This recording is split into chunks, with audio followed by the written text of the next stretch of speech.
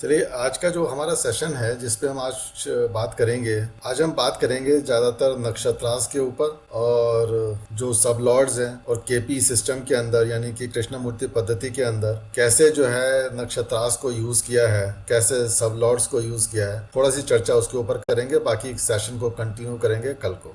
आपको मैंने हाउसेस के बारे में बताया, राशियों के बारे में बताया, ठीक है। महर्षि पाराशर ने प्रत्येक राशि को कितने डिग्री का माना? उन्होंने 30 डिग्री की एक राशि लेके चले, उसको फिक्स्ड राशि लेकर चले। इसलिए जितना भी हमारा वैदिक सिस्टम है, वैदिक ज्योतिष है, वो 30 डिग्री के ऊपर एक राशि को लेकर चलता है। भाव मध्य के हिसाब से हम कैलकुलेशन करते हैं और अपनी प्रेडिक्शन देते हैं। और उसमें जो है सूक्ष्म जाने के लिए नवमांश कुंडली का हमको सहारा बताया कि नवमांश कुंडली के माध्यम से हम चीजों को माइन्यूट रूप में देख सकते हैं। इसी चीज को आगे बढ़ाते हुए जब कंप्यूटर का इन्वॉल्वमेंट हो गया, वेस्टर्न एस्ट्रोलॉजी भी आ गई, तो उसमें उन्होंने और माइन्यूट कैलकुलेशंस करी और ये बताया है कि 30 डिग्री को फिक्स ना लेकर के हम वेरिएबल डिग्रीज भी ले सकते हैं प्रत्येक राशि के लिए।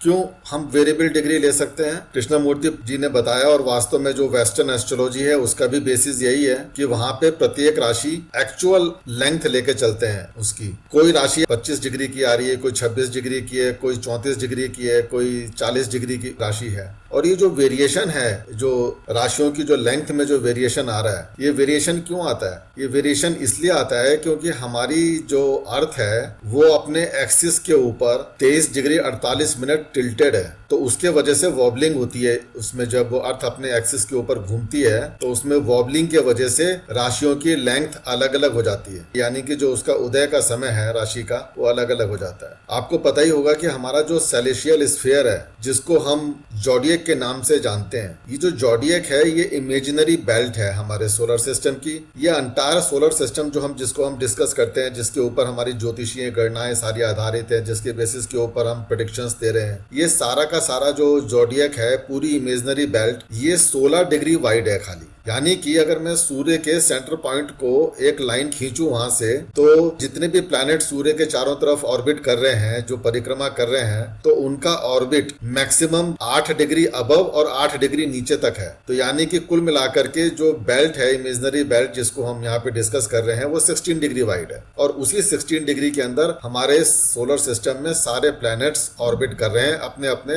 रेस्पेक्टिव ऑर्बिट्स में। हमने मैथमेटिक्स में सीखा था कि सर्किल जो है, जब बात करते हैं तो सर्किल में 360 डिग्रीज है। अगर मैं सर्किल को 360 डिग्री को डिवाइड कर दूं 12 इक्वल पार्ट में, तो प्रत्येक पार्ट कितने डिग्री का होगा? 30 डिग्रीज का होगा। और यही 30 डिग्रीज के इक्वल पार्ट को हम बोलते हैं राशि। हमारे जो वैदिक ज्योतिष है उसमें हम इसको राशि के नाम से बोलते हैं। और यही 360 डिग्री को अगर मैं 27 इक्वल पार्ट में डिवाइड कर दूं, तो प्रत्येक पार्ट कितना हो जाएगा? प्रत्येक भाग होगा 13 डिग्री 20 मिनट का। और ये जो 13 डिग्री 20 मिनट है, इसी को हम बोलते हैं स्टार या नक्षत्र या कॉन्स्टिलेशन। तो ये हमारा जो लॉन्गिट्यूड है, स्पैन है, ये स्टार का है, इसी को हम नक्षत्र कहते हैं। तो हम कहेंगे कि एक नक्षत्र की लंबाई कितनी है, तो हम बोलेंगे 13 डिग्री 20 मिनट। जैसे हम बोलते हैं कि एक राशि कितनी उसकी लेंथ है, हम कहते हैं वो कि 30 डिग्री है, तो एक नक्षत्र है 13 डिग्री 20 मिनट का। अब सीधी सी बात है, अगर एक नक्षत्र 13 डिग्री 20 मिनट का है और राशि 30 डिग्री की है, तो 30 डिग्री को अगर आप डिवाइड करेंगे 13 डिग्री 20 मिनट में, तो कितने नक्षत्र आएंगे एक राशि के अंदर? एक राशि में आएंगे 2.25 नक्षत्र। और हमने आपको बताया था कि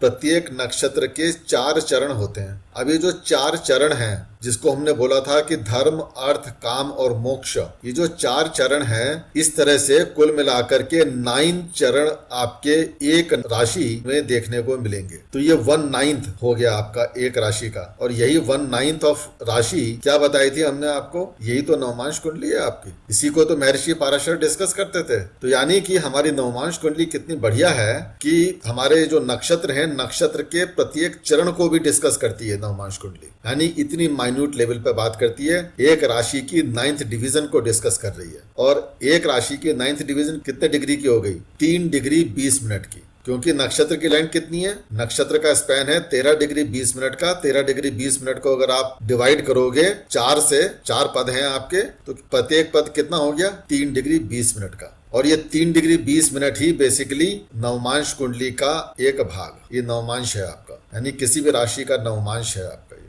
क्यों? क्योंकि 30 डिग्री को अगर आप 9 से डिवाइड करेंगे तो क्या आएगा? 3 डिग्री 20 मिनट ही तो आएगा आपका। तो इसी तरह से कृष्णमूर्ति जी ने बताया कि हम जो है कस्प लेके चलते हैं, कस्पल सिस्टम बोलते हैं इसको, कृष्णमूर्ति जी ने जो बताया था। तो कस्पल सिस्टम क्या मतलब है कि यहाँ पे हम भाव की बात नहीं कर रहे, हम यहाँ पर जो बात करते हैं केपी सिस्टम के अंदर हम बात करते हैं कस्प की। जब हम फर्स्ट हाउस की बात करते हैं तो फर्स्ट हाउस कहाँ से स्टार्ट, यानी फर्स्ट कस्प बोलते हैं उसको, कि वो संधि जो है कस्प कहाँ से स्टार्ट होकर कहाँ पर खत्म हो रही है। तो फर्स्ट कस्प हो गई, second cusp, third cusp, fourth cusp, इस तरह से लेके चलते हैं। और यहाँ पे कस्पल सिस्टम इसलिए रखा है कि राशि कहाँ से शुरू होकर कहाँ पर खत्म हो रही है वो डिसाइड करेगी कि कस्प की लेंथ कितनी है। तो इसीलिए यहाँ पे भाव ना बोल करके यहाँ पर बोली जाती है कस्प। तो इसी तरह से 12 कस्प हो गए टोटली कुल मिलाकर, लेकिन हर एक कस्प की जो लेंथ है वो अनइक्वल है, सेम नहीं है। जैसे कि हमारे महर्षि पाराशर ने कहा था कि every house has 30 degrees each, लेकिन यहाँ पर हर एक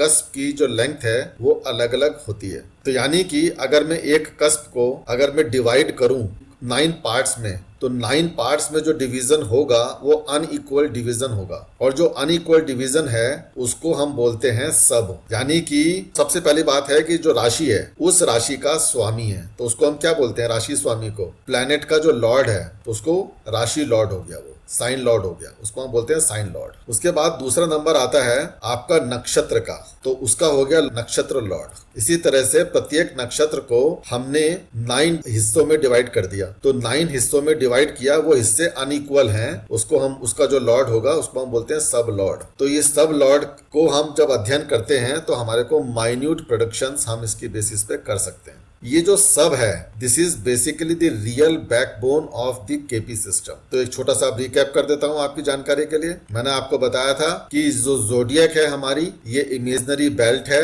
16 डिग्री वाइड, और इसी 16 डिग्री की इस बेल्ट में सारे प्लेनेट ऑर्बिट कर रहे हैं। 360 डिग्री को हम जोडियक लेके चलते हैं अपना, 360 डिग्री को 12 हिस्सों में तोड़ते हैं हम, तो 30 डिग्री का एक साइन आता है जो महर्षि पाराशर ने बताया था। केपी सिस्टम में ये जो साइन की जो लेंथ है यहाँ पर एक्चुअल लेंथ लेके चलते हैं, तो इसलिए हाउसेस का कॉन्सेप्ट खत्म हो जाता है, क्योंकि they are not the fix water tight compartments. इसलिए पहली कस्प कहाँ पे शुरू होगी, दूसरी कहाँ पे शुरू होगी, वो डिसाइड करेगा, यानी पहला हाउस कौन सा है, दूसरा कौन सा, तीसरा कौन सा है, उसके बेसिस पे।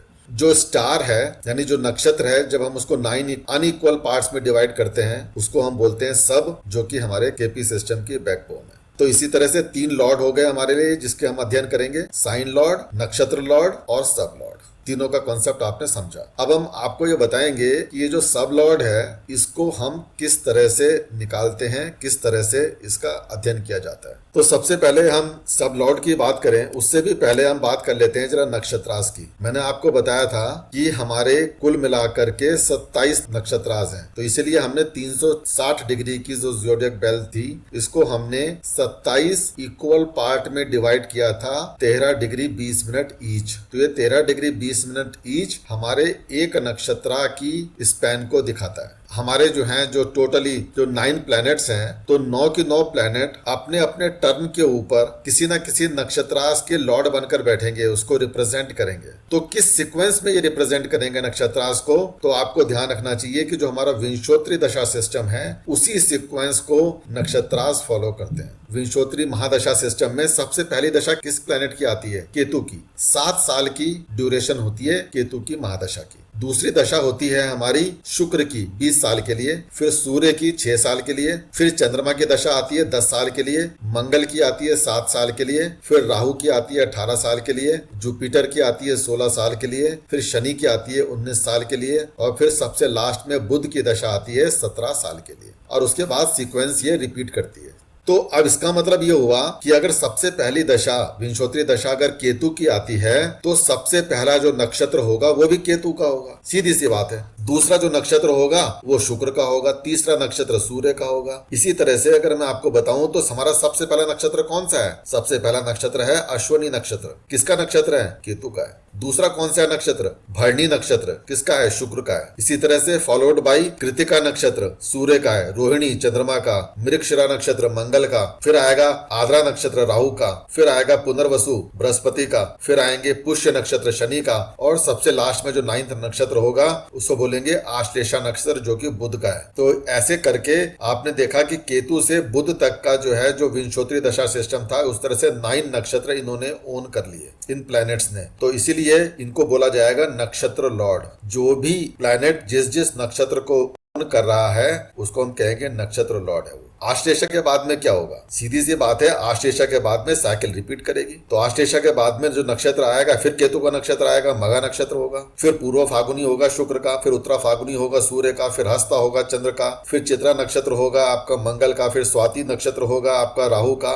फिर विशाखा नक्षत्र आएगा देवगुरु बृहस्पति का, उसके बाद में अनुराधा नक्षत्र आएगा शनि का, फिर ज्येष्ठा नक्षत्र आएगा बुध का, और यहाँ पे सेकंड साइकिल ऑफ नक्षत्र विल एंड। फिर तीसरी साइकिल जो नक्षत्र की है वो फिर अगेन केतु से स्टार्ट होगी। तो केतु का तीसरा नक्षत्र है मूला नक्षत्र, उसके बाद में फिर शुक्र का आएगा पूर्वाषाढ़ा नक्षत्र, फिर उत्तराषाढ़ा नक्षत्र आएगा सूर्य का, फिर श्रवण नक्षत्र आएगा चंद्रमा का, फिर धनिष्ठा नक्षत्र आएगा मंगल का, फिर शतभिषा नक्षत्र आएगा राहु का, फिर पूर्वा भाद्रपद आएगा आपका देवगुरु बृहस्पति का, और फिर उत्तरा भाद्रपद नक्षत्र होता है शनि का, और सबसे लास्ट में 27वां नक्षत्र हमारे ज़ोडिएक में किसका है? रेवती नक्षत्र जो कि बुध का नक्षत्र है। तो कुल मिलाकर ऐसे करके 27 नक्षत्र हैं, और प्रत्येक प्लैनेट के पास में 3-3 नक्षत्र इस तरह से डिवाइडेड है। जैसे कि केतु को कौन से 3 नक्षत्र हैं? अश्वनी नक्षत्र, मघा नक्षत्र, मूला नक्षत्र। शुक्र के पास में भरणी है, पूर्वा फागुनी है, पूर्वाषाढ़ा है। सूर्य के पास में है कृतिका, उत्तरा फागुनी, उत्तराषाढ़ा।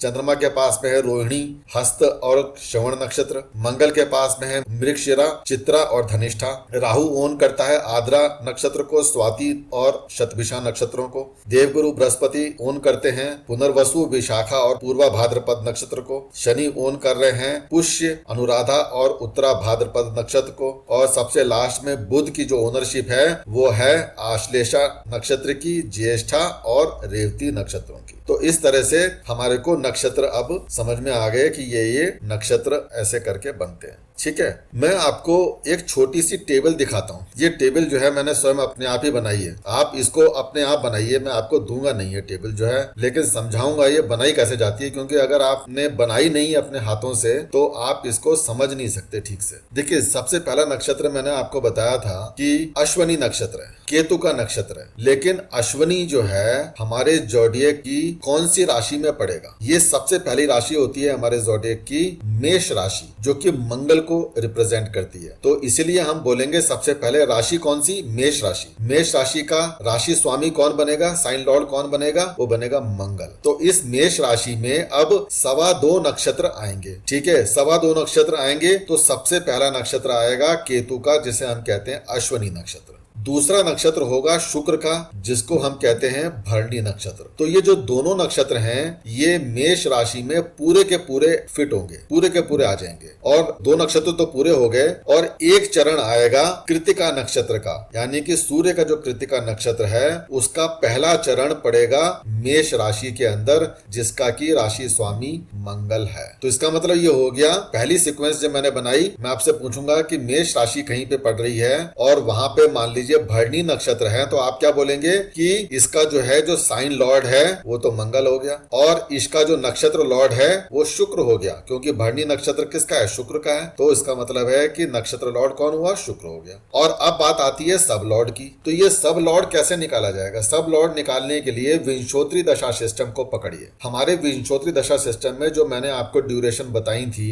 जैसे केतु की दशा जो है 7 साल की है, शुक्र की 20 साल की है, सूर्य की 6 साल की है, चंद्रमा की 10 साल की है। ऐसे करके जब आप सारी दशाओं को टोटल करते हैं तो टोटल ड्यूरेशन आती है दशाओं का 120 ईयर, 120 साल, 120 ईयर्स। तो अगर मुझे ये देखना है कि केतु का जो सब लॉर्डशिप है वो कहां से स्टार्ट होकर कहां तक जाएगी, तो इसके लिए आप देखिए कि केतु की दशा जो है कितने समय की होती है? विंशोत्तरी दशा 7 ईयर्स की। और हमारा जो नक्षत्र का टोटल स्पैन है कितना? 13 डिग्री 20 मिनट का है। तो अगर मैं करूं कि 7 divided by 120 multiplied by 13 degree 20 minute, तो मुझे केतु का स्पैन पता लग जाएगा। तो केतु का स्पैन आएगा 46 मिनट 40 सेकंड का। तो अब आपको पता लग गया कि सबसे पहले जो केतु का सब पीरियड आएगा, केतु का जो अश्विनी नक्षत्र जो है उसके अंदर केतु का जो सब पीरियड आएगा वो स्टार्ट करेगा 0 डिग्री से लेके 0 डिग्री 46 मिनट 40 सेकंड तक। तो इसलिए अब आपको पता लग गया कि अगर हमारा प्लेनेट जो भी है, अगर वो केतु की सब लॉर्डशिप में पड़ रहा है इतनी डिग्री का आ रहा है, तो हमें पता लग गया कि उसकी सब लॉर्डशिप किसके पास है, केतु के पास होगी। इसके बाद में जो शुक्र है, शुक्र को मुझे देखना है कि शुक्र का सब लॉर्डशिप का पीरियड कितना आएगा, कितनी ड्यूरेशन है उसकी, कितनी लेंथ है। तो उसको देखने के लिए शुक्र का जो विंशोत्तरी महादशा में जो उसका टाइम पीरियड है 20 ईयर्स का है, तो 20 years divided by 120 multiplied by 13 degree 20 minute, तो आप शुक्र का पीरियड निकाल लोगे, वो आएगा 2 डिग्री 13 मिनट 20 सेकंड। उसी सीक्वेंस में चलेगा, तो यानी कि 0 डिग्री 46 मिनट 40 सेकंड तक केतु का पीरियड आया, उसके बाद में शुक्र हुआ, यानी कि 2 डिग्री 13 मिनट 20 सेकंड शुक्र ने ले लिए। तो अगर हमारा प्लैनेट इसके बीच वाली डिग्री में कहीं पड़ रहा है, यानी कि 46 मिनट 40 सेकंड से लेके 3 डिग्री के बीच में अगर हमारा प्लैनेट की डिग्रीज आ रही हैं जन्म के समय पे, तो हम कहेंगे कि वो शुक्र के सब लॉर्डशिप में है, वहां पर बैठा हुआ है मेष राशि के अंदर। तो इस तरह से आप देख सकते हैं कि 13 डिग्री 20 मिनट का जो नक्षत्र का स्पैन है अश्विनी नक्षत्र का, उसके अंदर 9 के 9 प्लैनेट्स कितने कितने अंतर पे बैठे हुए हैं, यानी कि आपने उसको अनइक्वल बेसिस पे सब डिवाइड कर दिया। क्यों? क्योंकि विंशोत्तरी महादशा में जो टाइम पीरियड है सारे प्लैनेट्स का अलग अलग है, उसी के बेसिस के ऊपर यहाँ पे नक्षत्रास का सब डिविजन किया गया है। तो जब आपको नक्षत्रास की सब डिविजन पता लग गई, तो इसके बेसिस पे आप देख सकते हैं कि आपका प्लैनेट जन्म कुंडली में किस नक्षत्र में बैठा हुआ है, उसकी लॉर्डशिप किसके पास है और उसका सब लॉर्ड कौन है। तो ये चीज आप बहुत आसानी से देख सकते हैं। हमारे पास में सारे सॉफ्टवेयर अवेलेबल हैं, कोई सा भी सॉफ्टवेयर आप डाल सकते हैं अपने सिस्टम पर। बस आपको ध्यान ये रखना है कि आप केपी अयांश सेलेक्ट करें, ठीक है। लाहिरी अयांश की जगह पे अगर आप केपी सिस्टम को यूज कर रहे हैं तो केपी अयांश को यूज करें, सेलेक्ट कर लें उसके अंदर अपने सिस्टम में, और ये सारी कैलकुलेशन आपके पास में आ जाएंगी। आपको पता लग जाएगा कि आपके जन्म के समय पे प्लैनेट जो है किस राशि में बैठा हुआ है, किस नक्षत्र में बैठा हुआ है, यानी कि उसका नक्षत्र लॉर्ड कौन है, और उसका उप नक्षत्र स्वामी यानी कि हम सब लॉर्ड बोलते हैं उसको, सब लॉर्ड कौन है। जब आपको ये तीनों चीजें पता लग जाती हैं, तो आप किसी भी प्लैनेट के बारे में सूक्ष्म रूप से प्रेडिक्शन कर सकते हैं कि वो किस तरीके का फल देगा। मैंने आपको ये बताया था कि जो भी प्लैनेट है उसको आप बीज के रूप में मान के चलिए, वो सीड है, और वो सीड जो है जब जमीन में आपने लगाया है तो उसी के अनुरूप ही तो फल देगा वो। अगर आपने आम का बीज, आम की पौध लगाई है, सीडिंग करी है उसकी, तो निश्चित रूप से आम का ही पेड़ बनकर निकलेगा। तो ये जो चीजें आपने इतनी प्रेडिक्ट करी हैं कि आम का पेड़ बनेगा, ये प्लैनेट ने बताया कि प्लैनेट कौन सा है, जिस राशि में वो बैठा हुआ है, वहां से आपने इतनी बात कह दी। लेकिन ये नहीं पता आपको अभी तक भी कि आम के पेड़ के ऊपर आम आएंगे भी या नहीं आएंगे, और अगर आएंगे तो कब आएंगे। तो ये कौन बताएगा? ये बताएगा आपका नक्षत्र लॉर्ड, नक्षत्र स्वामी बताएगा कि आम आएंगे या नहीं आ पाएंगे, यानी कि पेड़ जो है जिंदा रहेगा या मर जाएगा, आपको आम देने की क्षमता उसके पास में होगी या नहीं होगी, ये नक्षत्र स्वामी बताएगा। तो यानी कि जो किसी भी इवेंट के रिजल्ट देने का जो काम है वो नक्षत्र बताता है, नक्षत्र करेगा, नक्षत्र डिसाइड करेगा कि आपको किस तरीके के फल मिलेंगे, रिजल्ट क्या मिलेंगे। सीडिंग तो आपकी हो गई राशि में बैठने के वजह से प्लैनेट की, तो नक्षत्र ने आपके रिजल्ट डिक्लेयर कर दिए। लेकिन वो फल कब आएगा? क्या 12 महीने 365 दिन आपके आम के पेड़ के ऊपर आम आते रहेंगे? ऐसा तो संभव नहीं है। कब आएंगे ये बताएगा आपको विंशोत्तरी दशा सिस्टम के अंदर कि किस ग्रह की दशा अंतरदशा चल रही है, और आपके ट्रांजिट में वो प्लैनेट कहां से ट्रांजिट कर रहे हैं, आपके कौन कौन से जन्म नक्षत्रों को हिट कर रहे हैं, कौन कौन से राशियों को हिट कर रहे हैं आपके जन्म कुंडली के अंदर, और आपके नेटल चार्ट में कौन से नेटल प्लैनेट्स के ऊपर से उनका गोचर हो रहा है यानी ट्रांजिट हो रहा है। तो ये आपका डिसाइड करेगी टाइमिंग कब होगी, आम कब आएंगे। इसके बाद में तीसरी चीज ये होती है कि आम आ गए, but what is the quality of that आम, यानी कि वो जो आम आए हैं वो खट्टे हैं, मीठे हैं, उनमें कीड़े पड़ गए, या वो वास्तव में बहुत अच्छी कंडीशन में है, अच्छे साइज के हैं। तो ये जो क्वालिटी जो डिसाइड करने का काम है, ये सब लॉर्ड डिसाइड करता है। यानी उप नक्षत्र स्वामी आपको ये बताएगा कि क्वालिटी ऑफ द फ्रूट यानी क्वालिटी ऑफ द रिजल्ट कैसे होंगे। और यही क्वालिटी जो है हमारे वैदिक सिस्टम में महर्षि पाराशर ने बताई थी कि अगर आपको किसी इवेंट की, किसी रिजल्ट की क्वालिटी देखनी है तो डायरेक्टली आप नवमांश कुंडली में जाइए, प्लैनेट की पोजीशन वहां पर देखिए, और आप बताएंगे कि क्वालिटी कैसी रहने वाली है। जैसे मैंने आपको बताया था कि केतु जो है अगर किसी व्यक्ति के 10वें घर में बैठा हुआ है तो आपने बहुत आसानी से ये प्रेडिक्शन कर दी कि भैया तुम्हारी जो नौकरी है, जो कामकाज है, उसमें विघ्न परेशानी रहेगी, अनस्टेबिलिटी रहेगी और आप जो है एक जगह टिक कर काम नहीं कर पाएंगे, बार बार नौकरी बदलते रहेंगे, परिवर्तन करते रहेंगे। लेकिन आपने ये नहीं देखा अभी तक इसमें, ये तो प्लैनेट ने अपना रिजल्ट देने के लिए प्लानिंग करी थी, सीडिंग ये हुई है, आपकी जन्म कुंडली में इस बात की सीडिंग हुई है। लेकिन आपको रिजल्ट एक्चुअली ऐसे मिलेंगे या नहीं मिलेंगे ये लगन कुंडली नहीं बोलेगी। इसके लिए आपको नवमांश कुंडली में जाना पड़ेगा और नवमांश कुंडली में आप देखेंगे कि 10th लॉर्ड, मान लीजिए केतु बैठे हुए थे कन्या राशि में 10वें घर में किसी व्यक्ति के, तो कन्या राशि किसकी होती है? बुध की होती है। तो आप ये चेक करेंगे कि आपके लगन कुंडली में बुध की क्या स्थिति है। तो लगन कुंडली में जो चीजें आपने देखी तो आपको पता लग गया कि सीडिंग कैसी है, यानी बीज की क्वालिटी कैसी है, बीज कैसा है, वो वास्तव में पेड़ में कन्वर्ट होगा या नहीं होगा, ये तो लगन कुंडली ने बता दिया। उसके बाद में आप नवमांश कुंडली में जाएंगे, वहां देखेंगे कि बुध की कंडीशन कैसी है और आपके 10th हाउस की कंडीशन वहां पर कैसी है। अगर वहां पे बुध की कंडीशन भी अच्छी है और 10th हाउस की कंडीशन भी अच्छी है तो आप इमीडिएटली बोलेंगे कि केतु जो खराब रिजल्ट आपके लगन कुंडली में प्रॉमिस कर रहे थे, एक्चुअली आपके जीवन में वैसे रिजल्ट नहीं मिलेंगे, आपके कामकाज में स्थिरता रहेगी। अब दोनों चीजों को जब आप मिलाएंगे, इवेंट को मर्ज करेंगे, तो आपकी प्रेडिक्शन टर्न आउट होगी इस तरह से कि लगन कुंडली कह रही है केतु के हिसाब से कि आपका जॉब इनस्टेबल होगा, अस्थिर होगा, आपको दिक्कत परेशानियों का सामना करना पड़ेगा। लेकिन नवमांश कुंडली के अंदर केतु की स्थिति 10वें घर से कनेक्शन एस्टेब्लिश नहीं करती है। नवमांश कुंडली में मरकरी जो कि दशम भाव का स्वामी है, उसकी स्थिति अच्छी है, केंद्र त्रिकोण के साथ में संबंध बना रहा है या कहीं से वो आपके 10वें घर को एस्पेक्ट भी कर रहा है। जैसे कि चौथे घर में बैठकर मरकरी अगर आपके 10वें घर को देख रहा है तो ऐसे में आप ये कह सकते हैं कि शुरुआत में तो आपको कामकाज में तकलीफों का सामना करना पड़ेगा इन दी बिगिनिंग, स्टार्टिंग में, लेकिन उसके बाद में चीजें आपके कंट्रोल में आ जाएंगी और आपका जॉब जो है स्टेबल वे में काम करेगा जैसे जैसे आपकी उम्र बढ़ेगी। क्योंकि लगन कुंडली ने जो वहां पे सीडिंग करी थी वो बीज था, तो शुरुआत में जो पेड़ बनने लगा तो पौधा मुरझा रहा था, वो खड़ा नहीं हो पा रहा था, लेकिन धीरे धीरे आपने उसकी नॉरिशमेंट करी और वो विशालकाय वृक्ष में कन्वर्ट हो गया, अभी वो पूरी तरह से हरा भरा है। तो ये नवमांश कुंडली बताती है। सिमिलरली इसी तरह से जो केपी सिस्टम में है, केपी सिस्टम में आप देखेंगे कि सब लॉर्ड क्या प्रॉमिस कर रहा है, वो क्वालिटी आपको वहां से पता लगेगी। तो देखिए कितना बढ़िया तरीके से माइन्यूट वे में हमारे महर्षि पाराशर ने बताया, उसको एक और फर्दर एक टेक्निक को यूज करके कृष्णा मूर्ति जी ने अपनी नई पद्धति को बता करके और काफी डिटेल में चीजों को किस तरह से प्रेडिक्ट कर सकते हैं, ये उन्होंने हमको एक रास्ता दिखाया।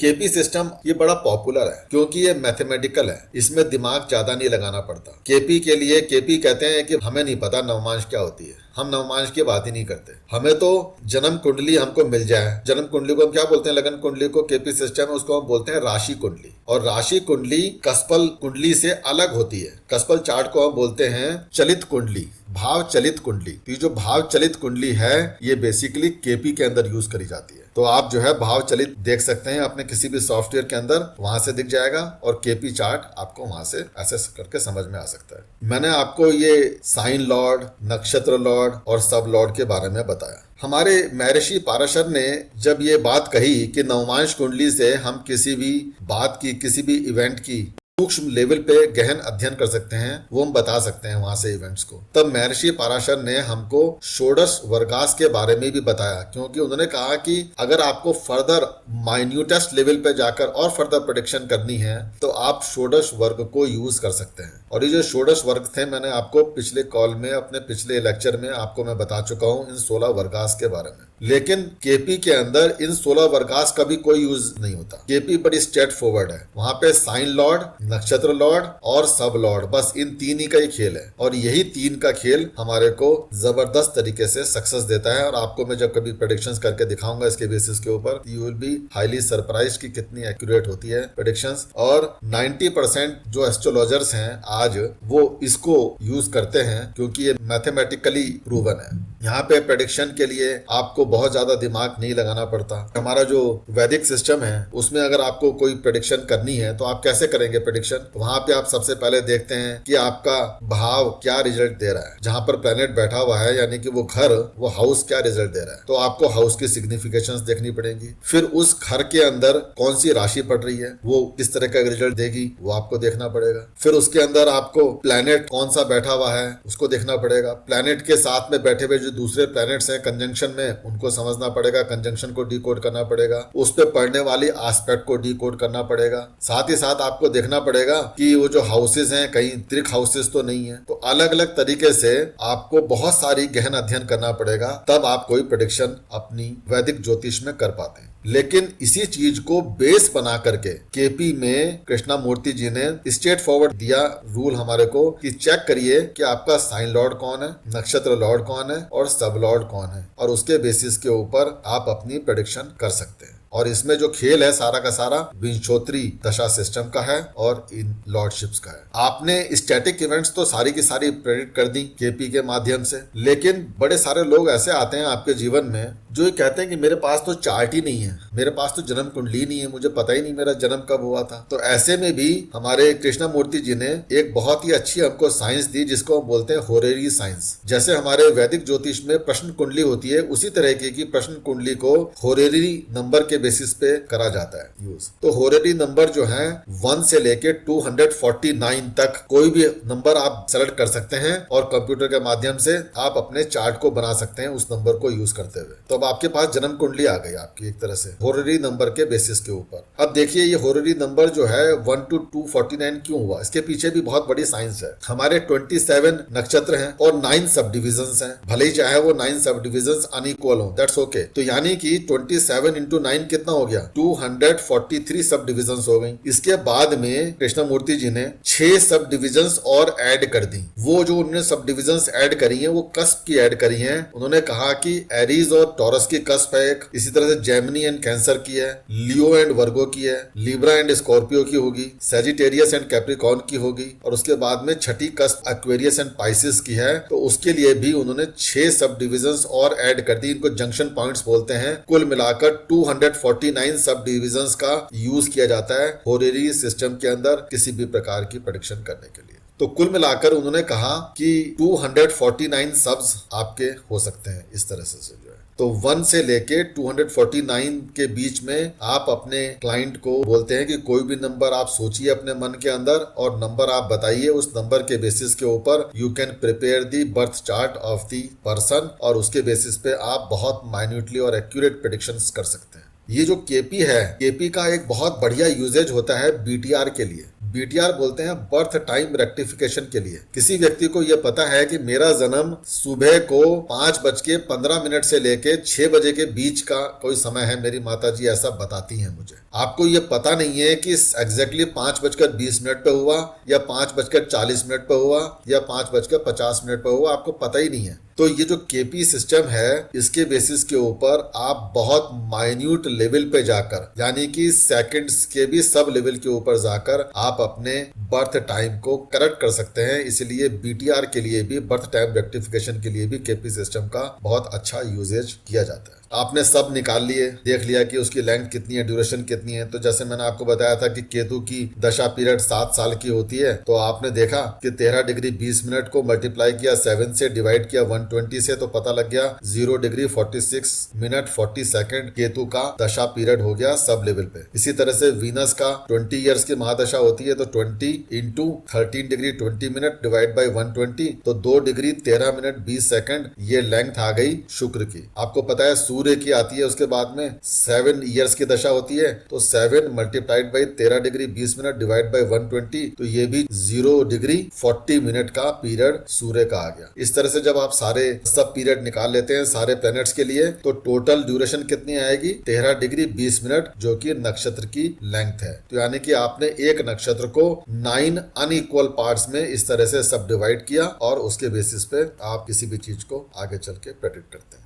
होरेरी नंबर मैंने आपको बताया 27 नक्षत्र हैं, 9 सब पार्ट्स हैं, सब डिविजन हैं उसकी, कुल मिला के 243 हो गए और 6 हमने और एडिशन करे हैं। तो कुल मिला के होरेरी नंबर जो होता है वो 1 से लेकर 249 के बीच में होता है। एक राशि 3 नक्षत्र को रिप्रेजेंट करती है। 3 नक्षत्र होते हैं एक राशि के अंदर। एक राशि के अंदर 3 नक्षत्र पूरे पूरे नहीं होते हैं, 2 नक्षत्र पूरे होते हैं और 1 नक्षत्र चौथाई हो सकता है। तो ये जो 3 नक्षत्र हम बात कर रहे हैं, इसीलिए मैंने जब आपको मैं इनिशियली डिस्कशन कर रहा था, ये तीनों नक्षत्र जो हैं एक राशि में ब्रह्मा विष्णु महेश को रिप्रेजेंट करते हैं। ये ट्रिनिटी गॉड्स हैं, ये मैं आपको पहले बता चुका हूं। और 180 degree opposite to them are their counterparts, इनको हम बोलते हैं त्रिदेवियां। ये महासरस्वती, महालक्ष्मी, महाकाली हैं। और इसी तरह से कुल मिलाकर के यही तीनों देव और त्रिदेवियां यही हमारे जीवन चक्र को चलाने का काम कर रही हैं। तो देखिए नक्षत्रास, और एग्जैक्टली वही वैदिक ज्योतिष में भी वही कह रहे थे और अल्टीमेटली वही चीज निकल के आ रही है हमारे केपी सिस्टम के अंदर भी। स्पैन ऑफ ईच नक्षत्र मैंने बताया, याद करके रख लीजिएगा, बार बार बोलता हूँ, 13 डिग्री 20 मिनट का होता है। 13 डिग्री 20 मिनट को 4 हिस्सों में जब आप तोड़ते हैं तो 3 डिग्री 20 मिनट का एक हिस्सा आता है और इस एक हिस्से को हम बोलते हैं नक्षत्र पद। तो नक्षत्र पद की हम जब बात करते हैं नक्षत्र चरण की तो 3 डिग्री 20 मिनट का है। यही आपके 4 चरण जो हैं ये धर्म अर्थ काम मोक्ष को रिप्रेजेंट करते हैं। 4 तत्वों को रिप्रेजेंट करते हैं। धर्म के लिए अग्नि तत्व है, अर्थ के लिए पृथ्वी तत्व है, काम के लिए आपके पास में वायु तत्व है और मोक्ष के लिए वाटर तत्व है, यानी कि जल तत्व है। तो यानी कि ये जो 4 पुरुषार्थ हैं, 4 चरण हैं, चारों तत्वों को ऐसे करके रिप्रेजेंट करते हैं। और मैंने बोला कि जितने भी नक्षत्र हैं ये प्लैनेटरी सीक्वेंस को फॉलो करते हैं। कौन सी प्लैनेटरी सीक्वेंस? विंशोत्तरी महादशा सिस्टम वाली प्लैनेटरी सीक्वेंस को फॉलो करते हैं। सीक्वेंस कैसे चलती है? केतु के बाद में फिर शुक्र की दशा आएगी, फिर सूर्य की, फिर चंद्रमा की, फिर मंगल की, फिर राहु की, फिर बृहस्पति की, फिर शनि की और सबसे लास्ट में बुध की दशा आती है। इसलिए केतु के जो नक्षत्र होंगे इसी हिसाब से कौन से होंगे?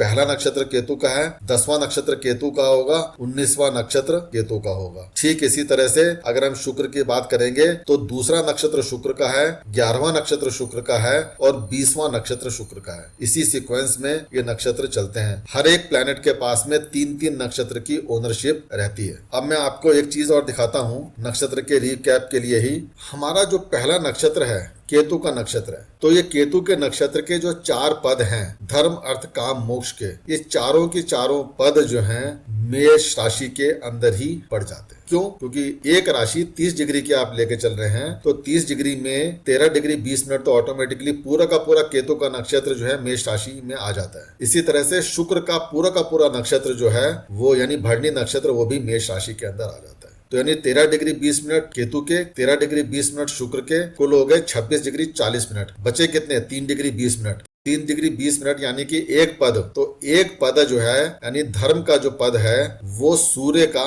के नक्षत्र का मेष राशि में पड़ेगा। तो यानी कि मेष राशि 3 प्लैनेट को रिप्रेजेंट कर रही है, केतु को, शुक्र को और सूर्य को, नक्षत्र लेवल के ऊपर। और इसी तरह से नक्षत्र लेवल में जब हम केतु की बात कर रहे हैं तो केतु के अंदर 9 के 9 जो प्लैनेट्स हैं उनके सब लॉर्डशिप उनकी भी होगी केतु के अंदर। बिल्कुल उसी तरह से लेकर चल सकते हैं जैसे विंशोत्तरी महादशा सिस्टम के अंदर हमारी महादशा है, उसके अंदर अंतरदशा चलती है, उसके अंदर प्रत्यंतर दशा चलती है। बड़े सारे बुद्धिजीवी हैं, उन्होंने तो केपी में सब लॉर्ड के बाद में सब लॉर्ड की बात करने लग गए, यानी कि उप नक्षत्र स्वामी। कंप्यूटर है निकाल कर दे देगा आपको, उससे भी फर्दर 9th डिवीजन दे देगा। लेकिन यहाँ पे मैं क्वेश्चन खड़ा करता हूँ सब लोगों के लिए कि जो उप नक्षत्र के बेसिस पे अपनी प्रेडिक्शंस दे रहे हैं उनकी सारी प्रेडिक्शंस बेकार है। रीजन क्या है कि इतने माइन्यूट लेवल पे जाना वो अकलमंदी ही नहीं है। अकलमंदी क्यों नहीं है? क्योंकि जो बर्थ का जो समय होता है, जो जन्म का समय है, उसी के अंदर अगर 1 मिनट की भी अगर गलती है,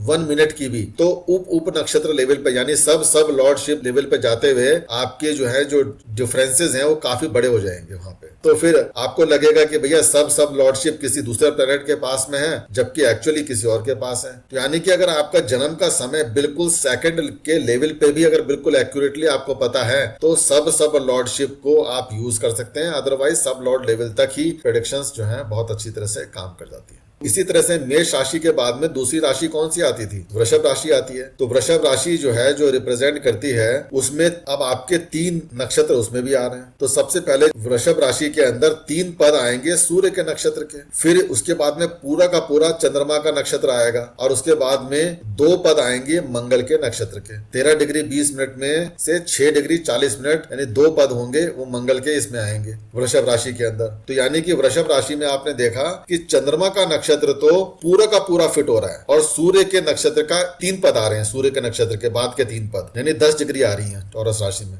मंगल के नक्षत्र के 2 पद आ रहे हैं। तो इस तरह से 3 नक्षत्र आपके टॉरस साइन में आ गए। फिर जब आप आगे चलते हैं, आपके पास में मिथुन राशि आ गई। तो जब वहां पे जाओगे आप, तो 2 पद तो मंगल के नक्षत्र के आएंगे जो रह गए थे। उसके बाद में फिर राहु के नक्षत्र के 13 डिग्री 20 मिनट, यानी चारों के चारों पद आ जाएंगे, और जुपिटर के देवगुरु बृहस्पति के 3 पद आएंगे। और फाइनली जो है, अगर हम वाटर साइन में जाएंगे, यानी कि कर्क राशि में, तो वहां पे जुपिटर का जो 1 पद बचा हुआ था 3 डिग्री 20 मिनट का, तो कैंसर में आएगा। और उसके बाद में पूरा पूरा नक्षत्र शनि का आएगा, और बुध का नक्षत्र 13 डिग्री 20 मिनट पूरा का पूरा आएगा। तो आपने देखा कि जो साइकिल है वो जाकर वाटर साइन में जाकर खत्म हो गई पूरी की पूरी। यानी कि स्टार्टिंग हमने करी थी केतु के नक्षत्र से, और मरकरी का जो फाइनल नक्षत्र है वो जाकर पड़ा आपका कहां पे? 4th हाउस में, यानी कि कैंसर साइन में खत्म हो गया। तो ये 0 डिग्री से लेके आपका 120 डिग्री की यात्रा आपकी पूरी हो गई इस तरह से करके। अब आपने इस सारे डिस्कशन में क्या चीज नोट करी, मैं आपको उसकी एक छोटी सी वर्डिक्ट देता हूं उसके ऊपर। आपने ये नोट किया